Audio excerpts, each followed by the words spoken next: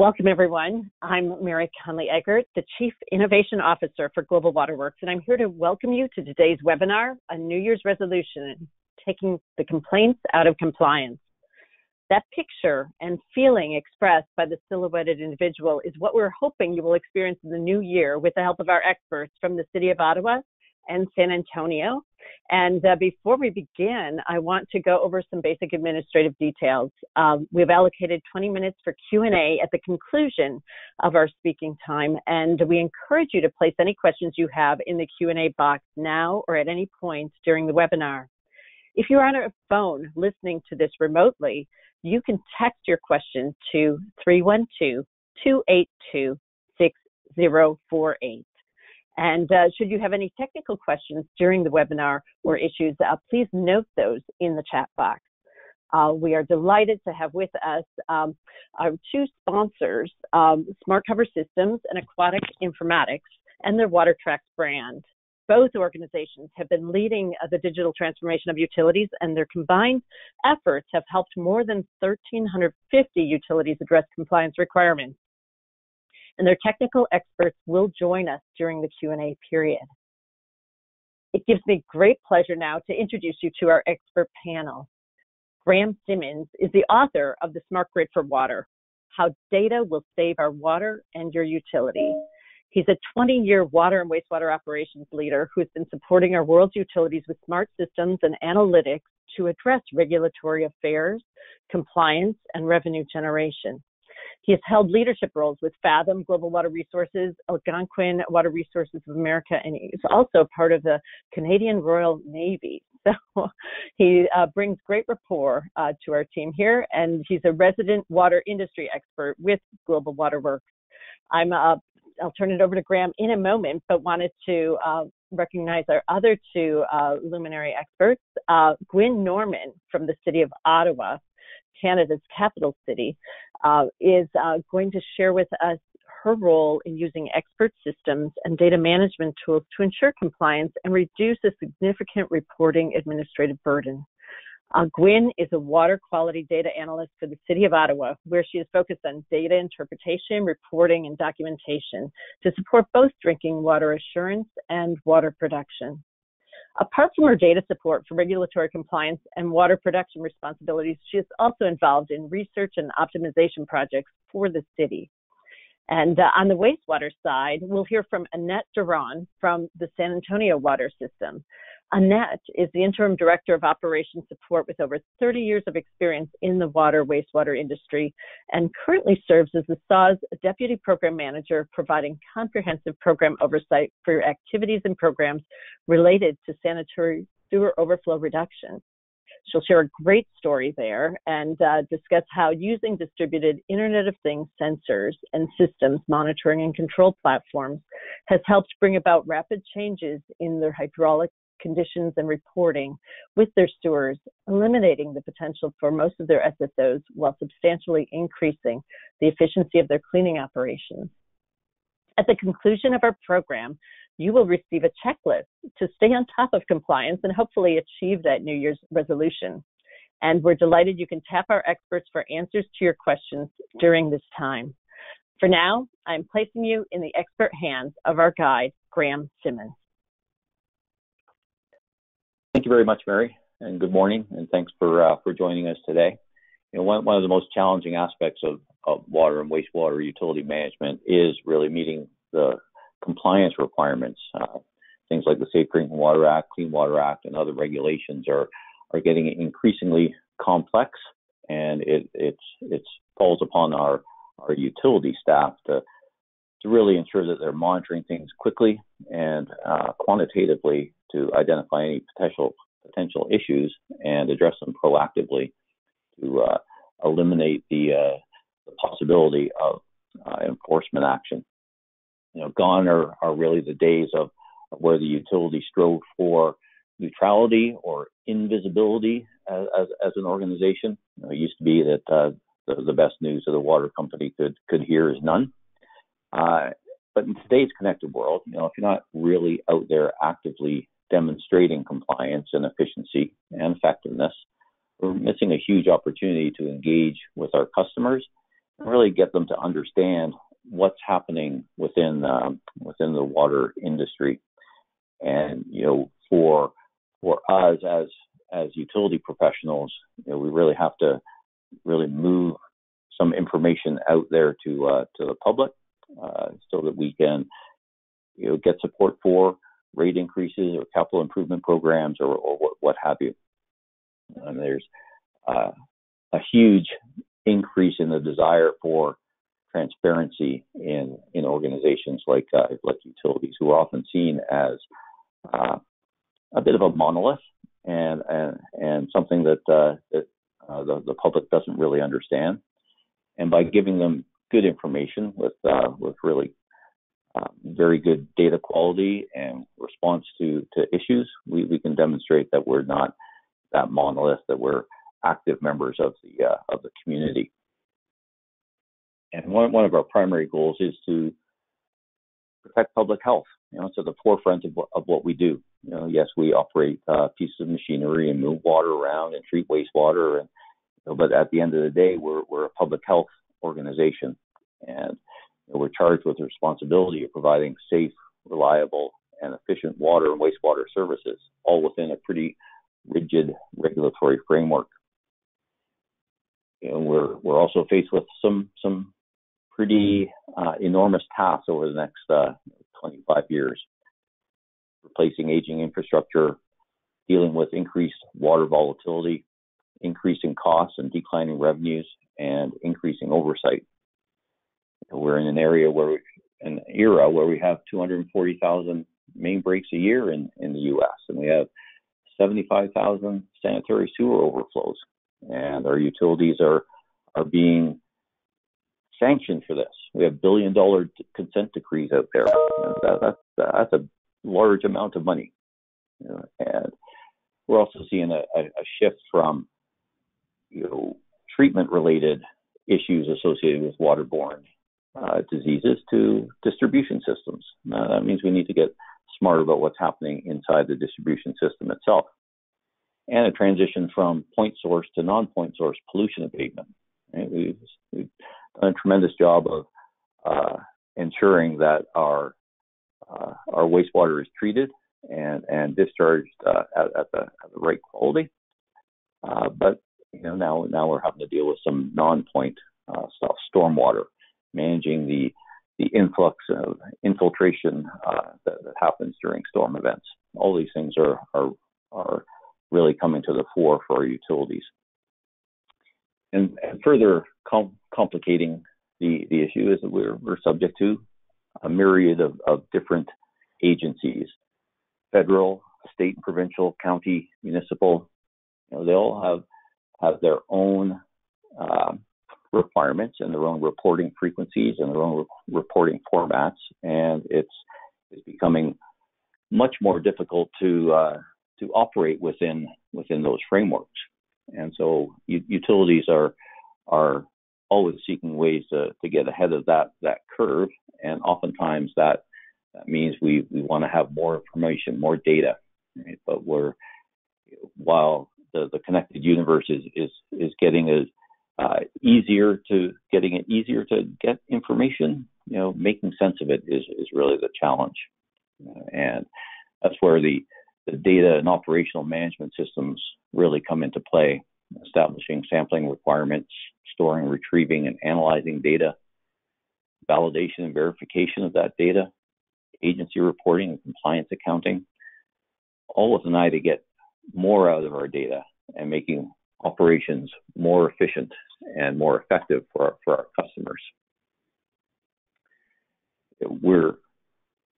We're at the point now where we have access to a tremendous amount of information to address the sustainability of our water systems and wastewater systems.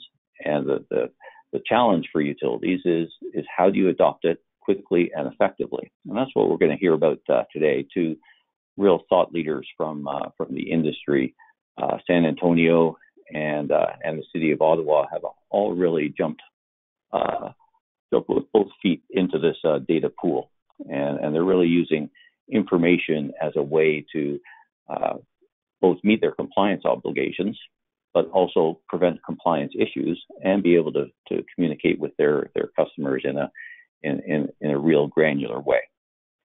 And I think before we go further, we're going to have just a couple of poll questions to kind of understand where people are on that digital utility transformation. And Mary, do you want to launch those? Yes, Graham. I just did want everyone, if you could, to weigh in here, whether it's your organization or your utility or your property. Let us know where you see yourselves on a continuum of being data-driven, where 1 is not at all data-driven, paper-based, manual, and 5 is very data-driven. You can handle your maintenance. You get alerts on everything.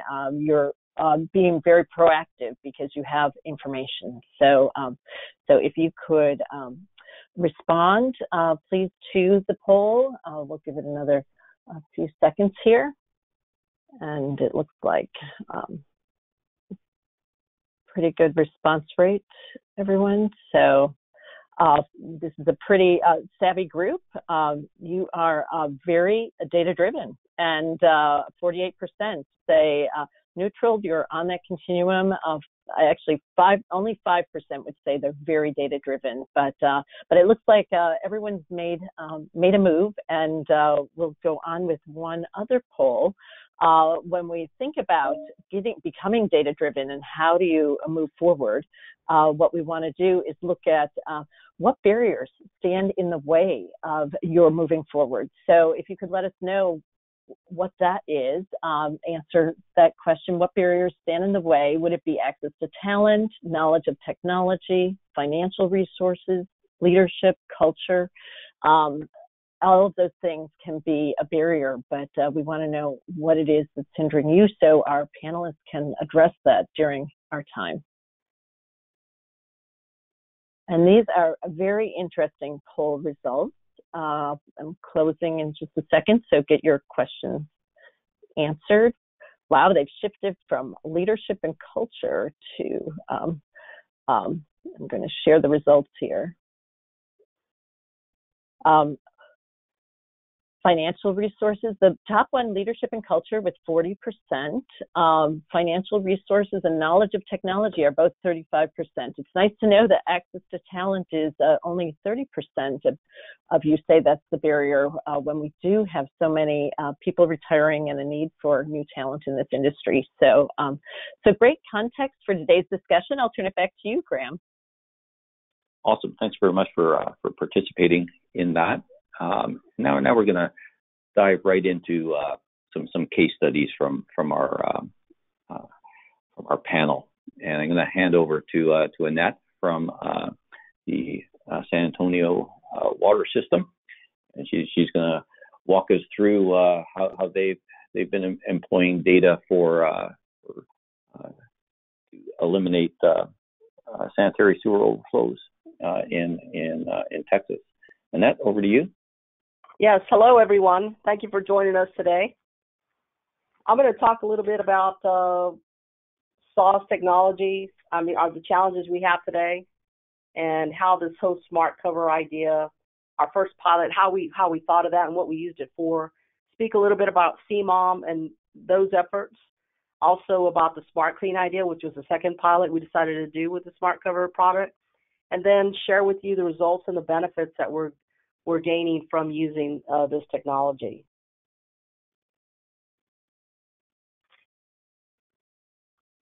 So on today's challenges, of course, with the Clean Water Act, very important, as Graham mentioned.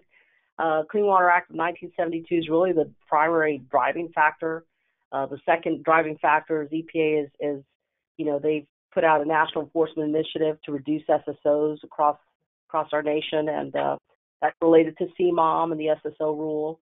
Their focus has been in other regions, and recently they started focusing in Texas Region 6, which SOS falls under Region 6.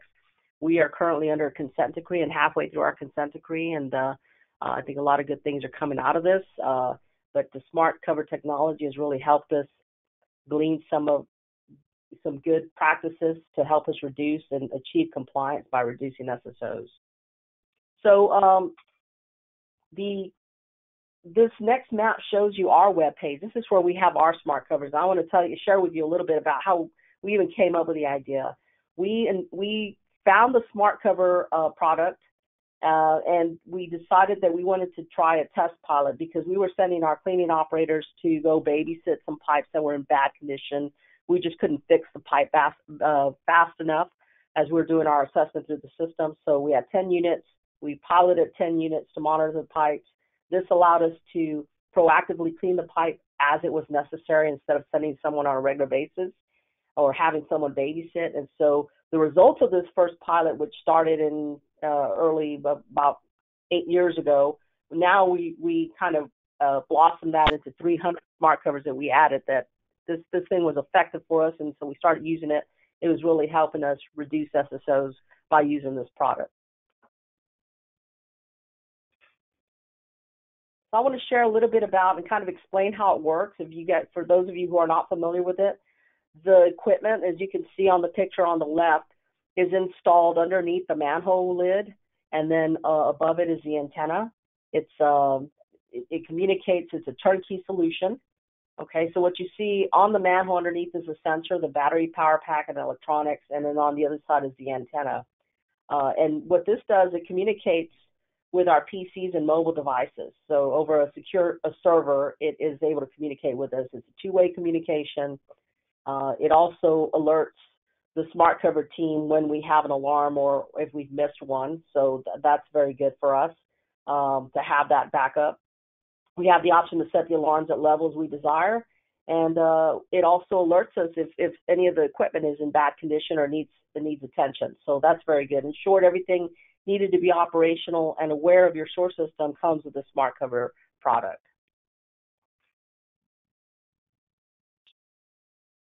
So CMOM and how we use it, the success of preventing SSOs with the smart cover system triggered a second idea, and that was using these units along with our CMOM efforts. The CMOM is a industry-wide wastewater practice that is used by several municipalities.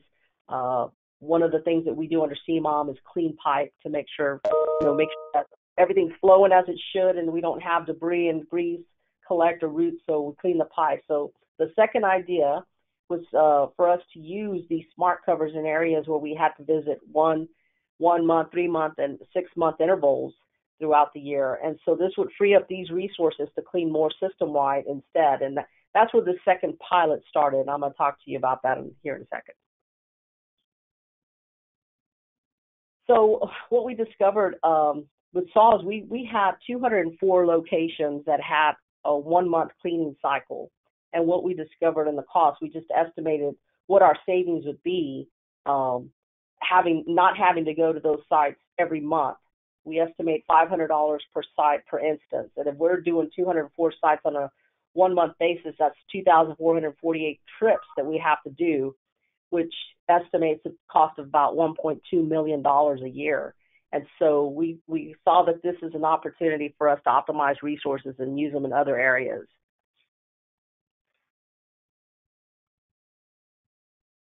So like I mentioned, optimizing our resources, we set up these 10 monthly sites. We went ahead and tested this concept. We picked 10 locations that were on a 1 month cleaning, and we decided we were going to check to see how often these actually triggered it, if we were cleaning the pipe at the right time. So what we discovered, it allowed us to clean the pipe when it alarmed instead of sending a combo every month to clean that pipe. So we were able to save some resources in doing that and send our resources elsewhere to attend to the rest of the system.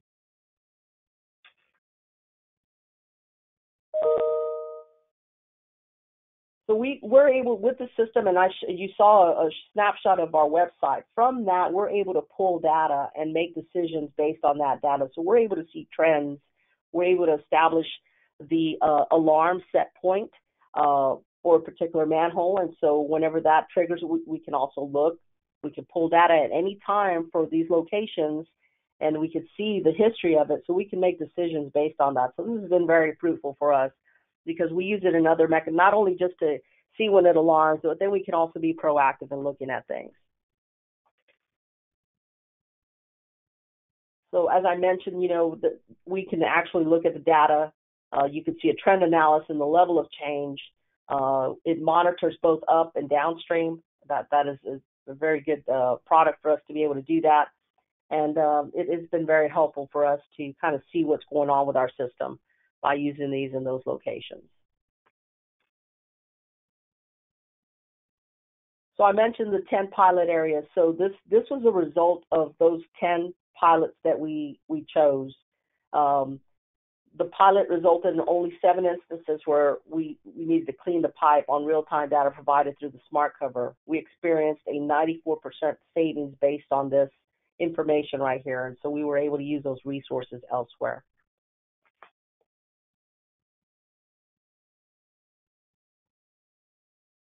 And just to share with you, just as everybody likes numbers, so just to share with you what that cost really is, we just estimated this cost here, that 94% reduction.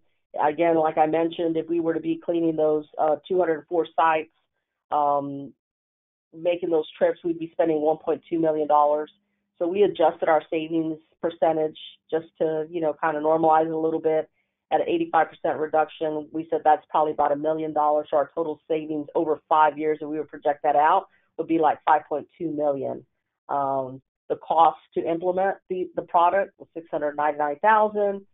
Annual cost for 2 years, 2 to 5 years, $590,000, and the total cost for over 5 years was $3 million. So our total net savings over 5 years for using this product would be like $2.1 million. So again, this is an estimate, but you can see there is some savings there that we can glean from using this product.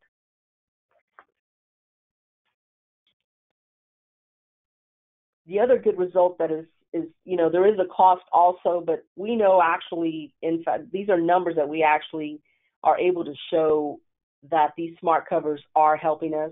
We, over the course of time from 2009 to 2017, we saved 1,368 spills. And so we estimate the $7.1 million is a cost of cleanup and potential fines for SSO events.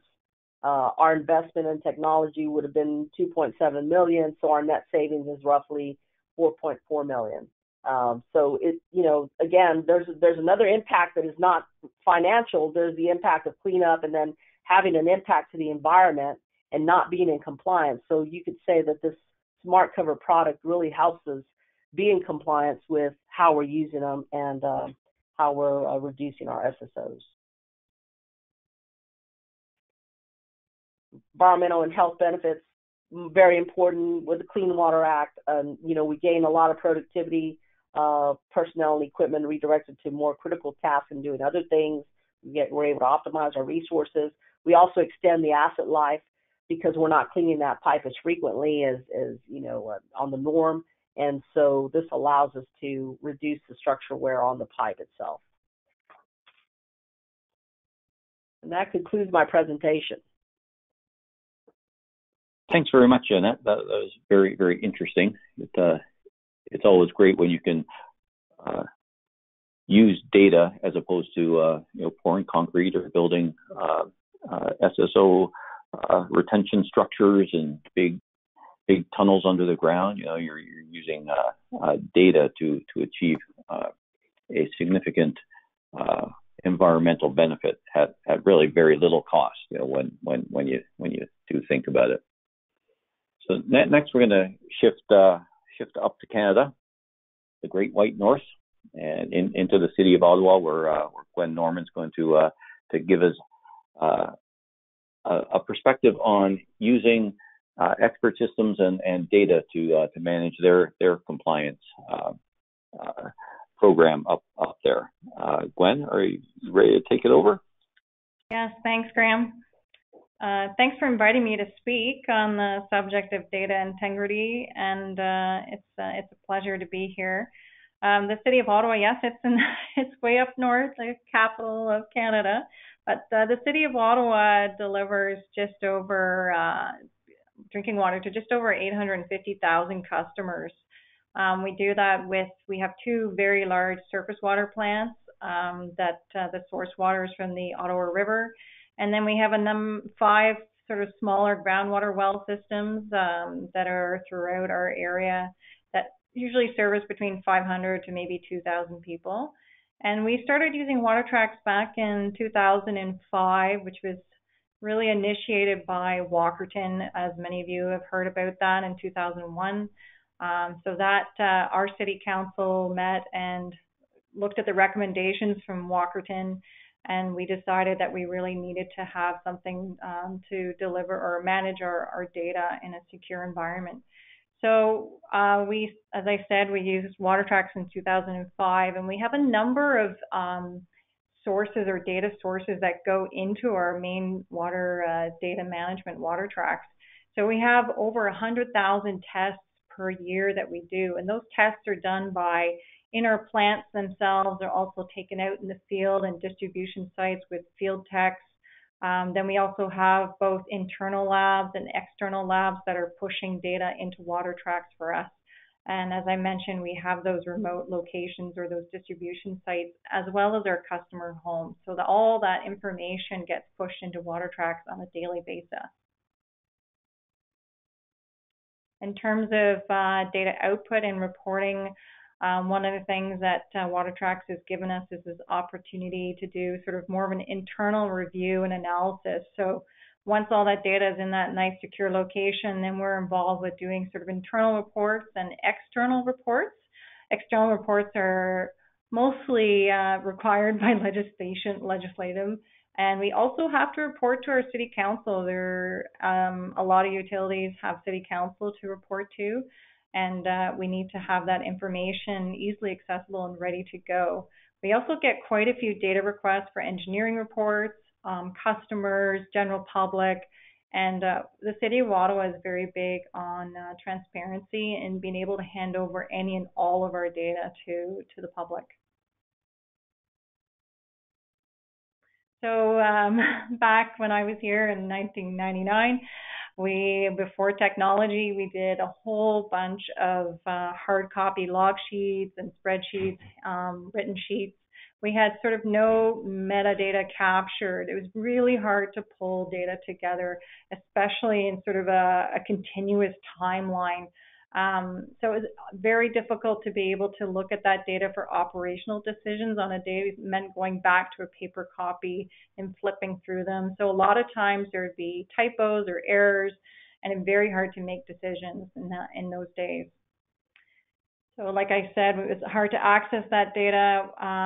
We had a few people around that were doing some summary stats, very little reporting. We had no idea if we were out of compliance or not. And also it was really hard to know unless you had staff in place who knew what the current health standards were and what those results meant. It was challenging to sort of put those things together and make sense of it.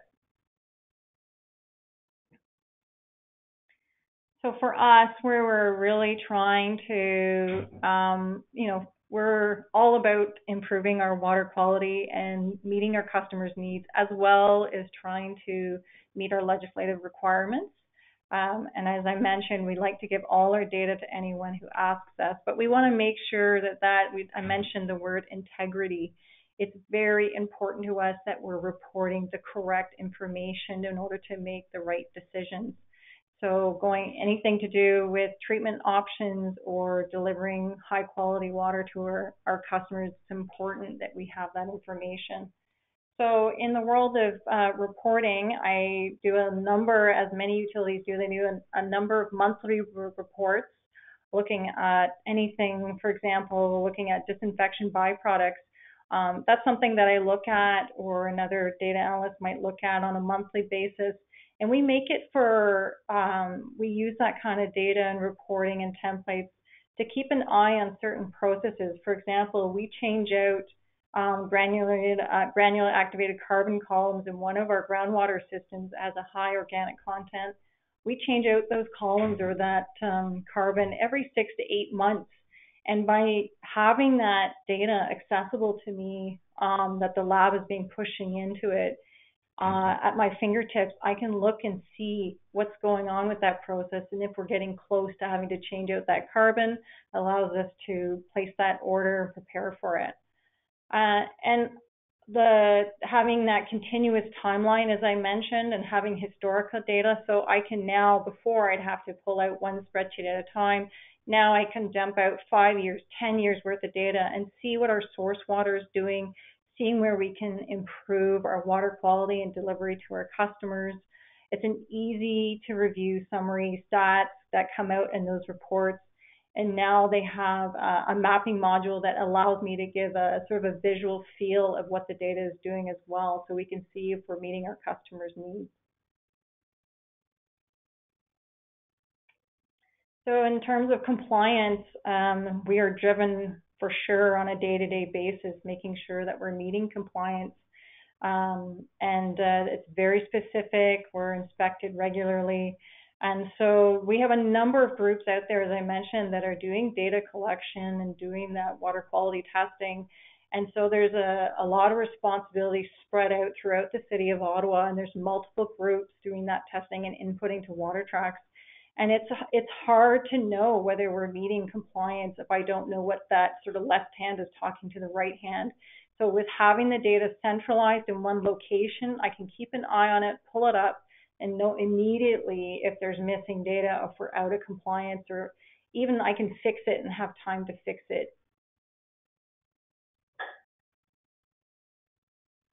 So for us, the City of Ottawa, it's I can't. I mean, there's always room for improvement, and we're always trying to aim a little bit higher. But having the data in a secure environment. I was back 20 years ago. I remember I've had people erase complete spreadsheets and data sets on me that were crucial to treatment systems and decisions. So having it sort of in a secure single location where it's accessible from anywhere is very important for us. It also sort of provides a bit of a QA/QC by putting in alerts, and I would call speed bumps, to know whether that data is sort of out of compliance or there's a problem with it. So we can flag results, we can put comments on it for future reference. So if I get run over by a beer truck, you know, the next data analyst can go and look at that data and see and understand and believe what's written there. It also allows us to, like I said, track those sort of monthly reports. A good example is we keep an eye on our lead levels, which is a hot topic right now in our distribution system, see what's going on and managing that and providing hopefully better water quality by keeping an eye on that system. And then, as I said, here in the water treatment plants, being able to look at that data on a day-to-day basis, see the reports, see the trends, and then we can work towards maybe even optimizing our treatment process and find some financial savings as well.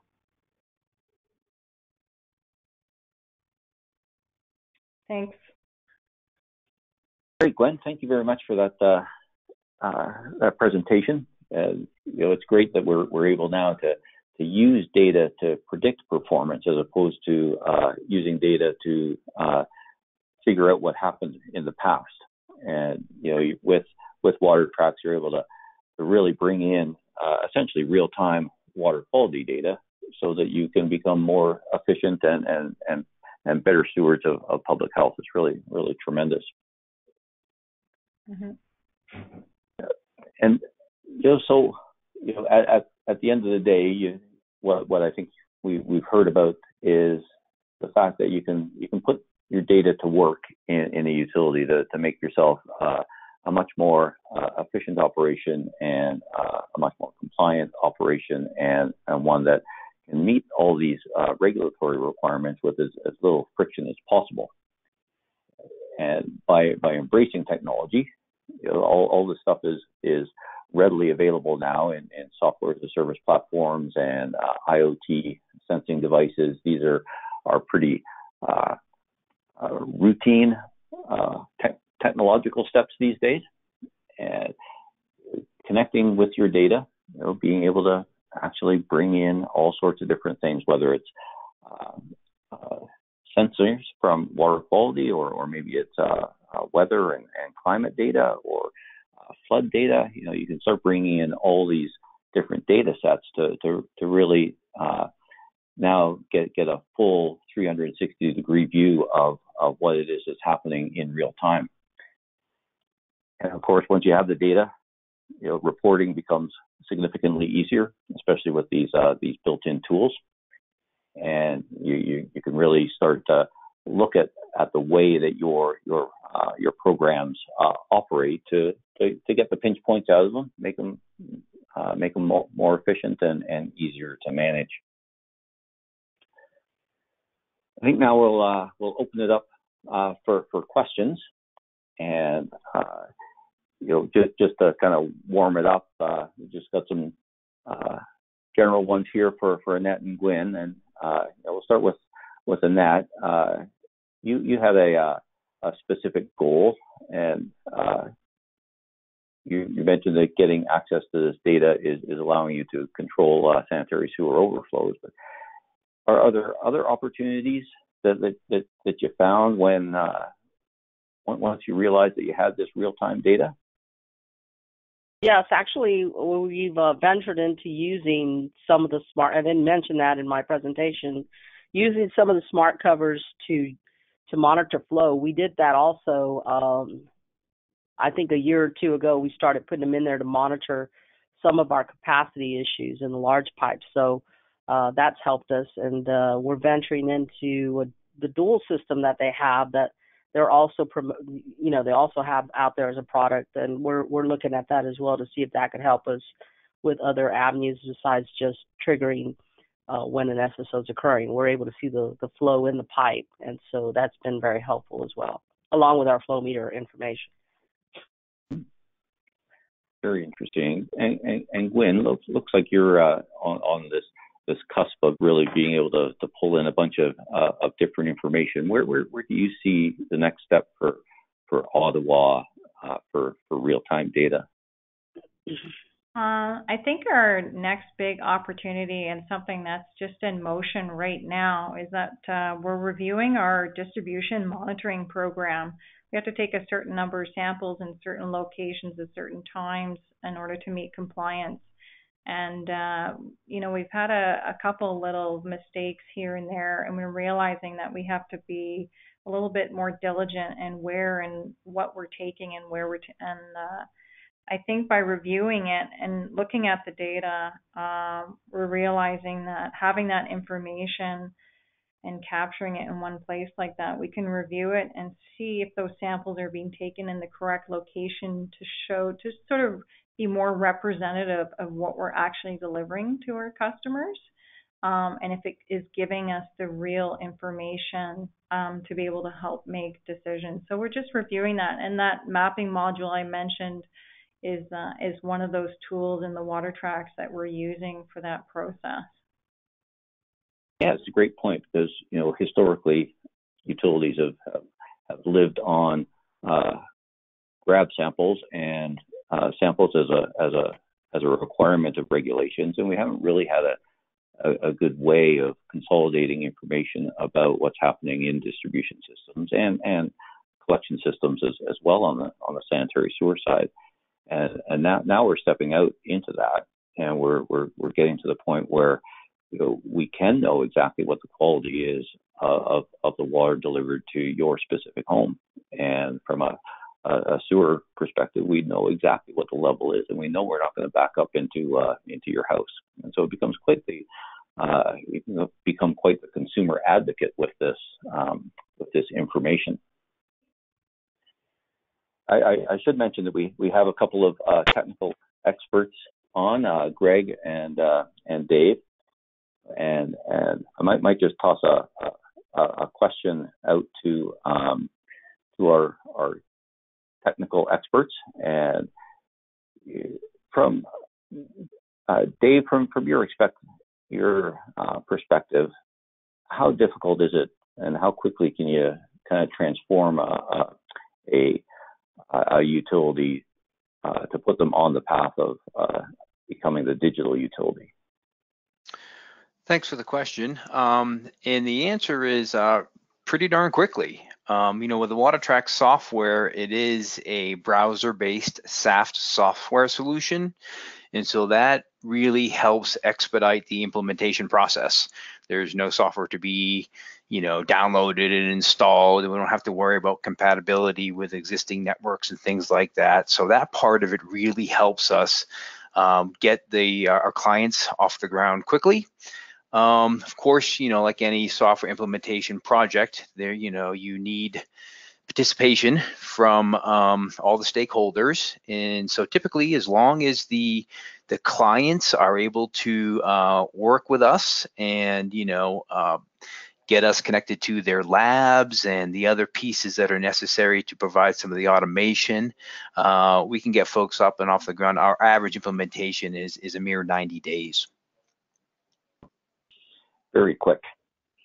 And Greg, I see a question coming in from our attendees here on smart cover systems, particularly as it relates to price and operational things like calibration and battery changes. Would you be able to give us a bit of insight into the economics and maintenance side of smart cover? Sure. This is not a simple answer. It sort of depends on how many monitoring points you have and that sort of thing. But Annette's numbers actually kind of show what the economics look like for San Antonio. So you could take those and extrapolate those on a unit by unit basis and see how that works. But the maintenance frequency is very low. We built these specifically so you don't have to visit them any more than maybe once every couple of years. The batteries last at least 2 years, probably more like 3 and 4 now. We continually improve that. So there's no calibration necessary. The ultrasonics come with a built-in calibration, and they're temperature sensitive as well. In the past, the ultrasonic sensors have had problems, but we worked very hard to make sure we make those measurements carefully so the numbers you get are reliable. Excellent. Sounds pretty simple. And one of the things that I did notice is that you don't actually have to get into the manhole to install this stuff, right? Yeah, exactly. When we started this company back in 2005, and my business partner and I are both out of the water industry. We sit on a small water board here in Southern California. People said, make it simple for us. And one of the things they did not like to do was confined space entry.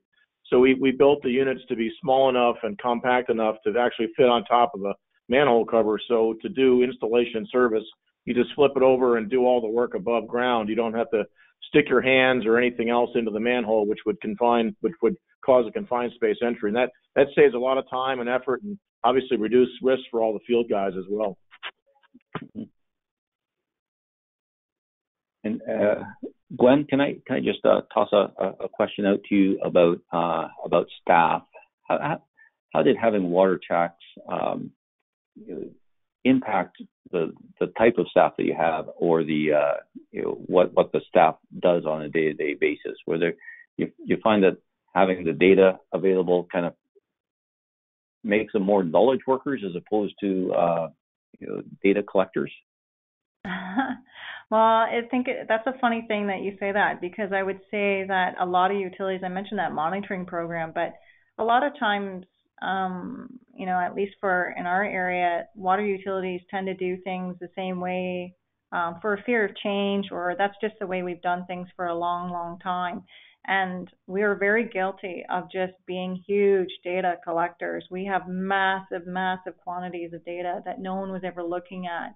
And it wasn't really, I sort of came on board in this particular position about 5 years ago, and I remember sort of dumping a bunch of data out from WaterTrax and saying, we've been taking this measurement for 5 years, and I haven't seen a single value come out of that, or what decisions are we making based on this information. So it's kind of interesting now that we're actually looking at our data, and a lot more of our decisions are data driven. Why are we doing it a certain way? This is why. It gives us that gives more validity, more weight to our decisions. I would say the staff are more engaged. They're more interested in what's sort of going on. It's sort of having access to that information and data makes their jobs a lot easier, I would say. And like I said, I think data integrity and having that validity makes it really, not just for our water quality assurance unit, but also for the production for saying, you know, this is the reason why we're making this decision or this change in treatment, and here's the facts. It helps us tremendously. So it's not just in our little team here, but also throughout all our plant operators and throughout the system. Yeah, that's great. I mean, one of the things that we're struggling with in the water utility industry is to, and encourage people to go into the business. And these technologies, I think, are really going to help in getting some new blood into the organizations and getting people really interested and excited about the way forward for our water utilities.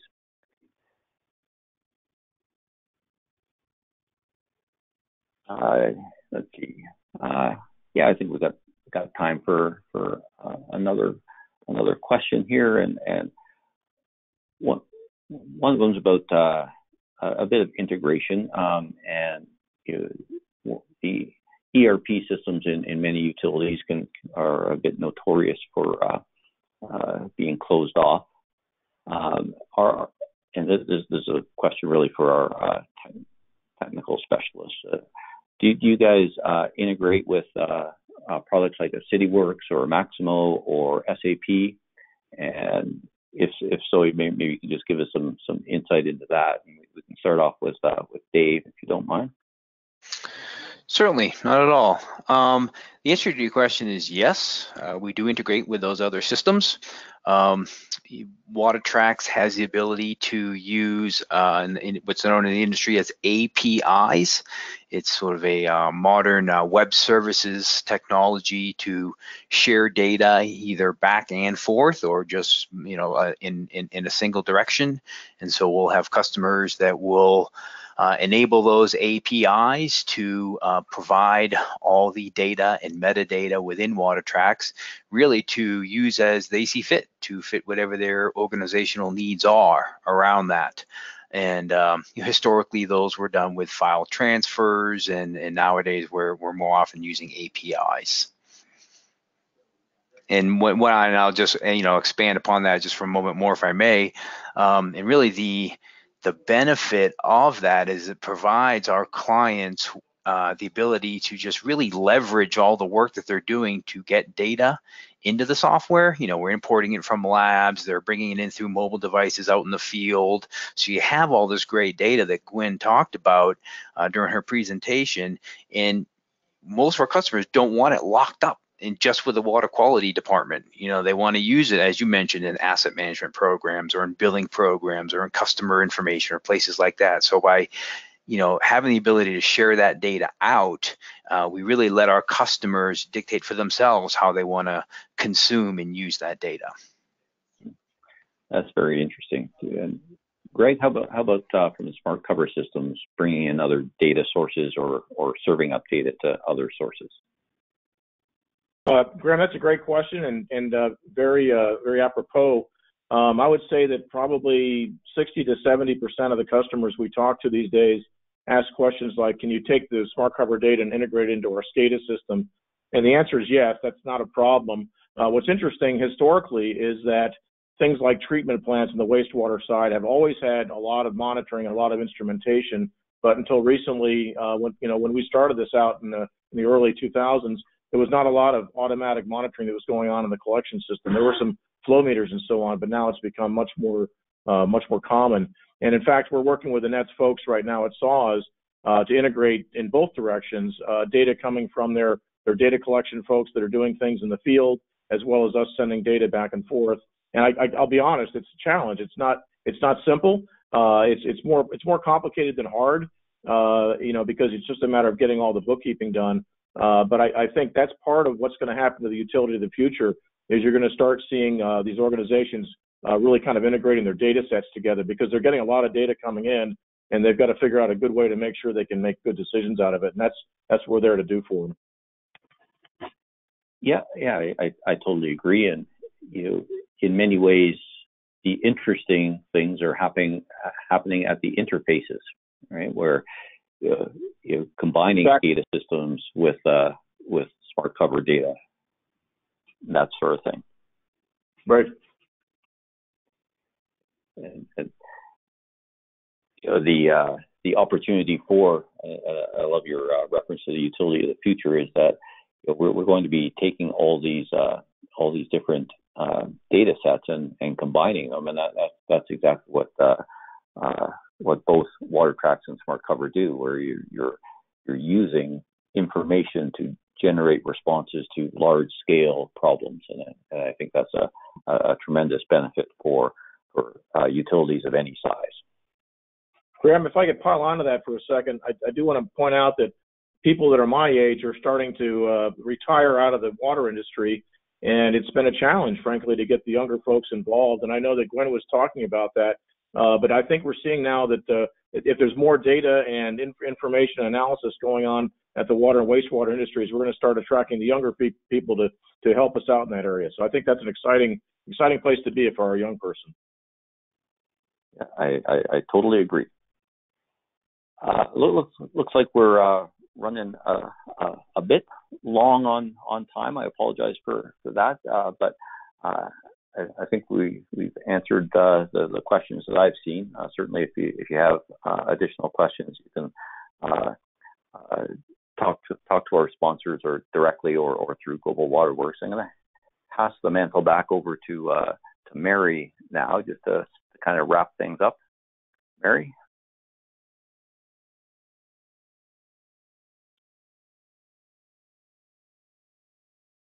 She's about.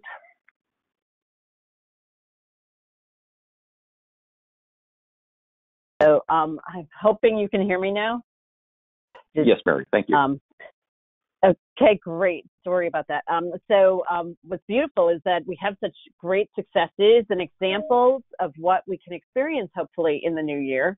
What I wanted to do was just acknowledge our sponsors here who have been innovating in partnership with utilities and with cities. And I know that because we at GlobalWaterWorks have had the chance to interview many of the customers, that, including those you've heard from today, and have found that part of the reason for such great results is a continual collaboration between the parties, and innovation not in a vacuum, but instead in response to a very specific need, as we heard from Annette, on managing and mitigating sewer overflows, and from Gwyn on getting a handle on data to avoid manual operations, but instead be efficient. So we want to thank our sponsors, and also let you all know that they have made themselves available to answer questions, to support you with pilots, and to help ensure that you make that New Year's resolution a reality with a simple checklist and their best practices applied to your programs. So don't hesitate to reach out. Their contact information is there with their phone numbers.